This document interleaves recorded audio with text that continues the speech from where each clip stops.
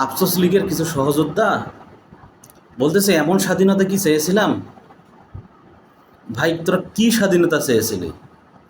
বিগত 15টা বছর আমি আমার কথা বলি, আমি আমার ফেসবুক প্রোফাইল থেকে কথা বলা তো দূরের কথা, মাঝে মাঝে পোস্ট করতাম, এই 2 লাইনের পোস্ট লিখতাম, তাও আবার ইনিয়ে বিনিয়ে, ইনডিরেক্টলি, পরোক্ষভাবে, প্রত্যক্ষভাবে না, পরোক্ষভাবে আমি বলতাম, কিছু লেখা লিখতাম।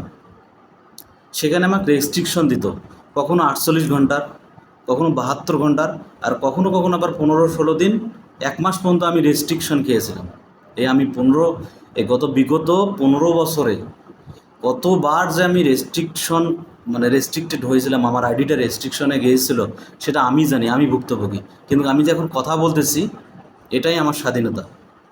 এটা যে আমি বলতে পারতেছি, এখন যে আমি সব বিষয় মতামত জানাতে পারতেছি, সব বিষয় নিয়ে কথা বলতে পারতেছি, মন প্রাণ খুলে উজাড় করে দিয়ে আমি কথা বলতে পারতেছি, আমি এই স্বাধীনতাই চেয়েছিলাম। আমার অন্য কোনো কিছুর দরকার নেই। আমি যে কথা বলতেছি, আমি যে আমার ভাব আপনার কাছে প্রকাশ করতে পারতেছি, আমার যে কোনো মনে যা আসতেছে সেটা ব্যক্ত করতে পারতেছি, এটাই আমার স্বাধীনতা। আমি এটাই চেয়েছিলাম। এটার জন্য আমি আলহামদুলিল্লাহ, আলহামদুলিল্লাহ, বারবার বলতেছি আমি আলহামদুলিল্লাহ। আমি এটাই চেয়েছিলাম, আর কোনো কিছু চাওয়ার দরকার নেই আমার।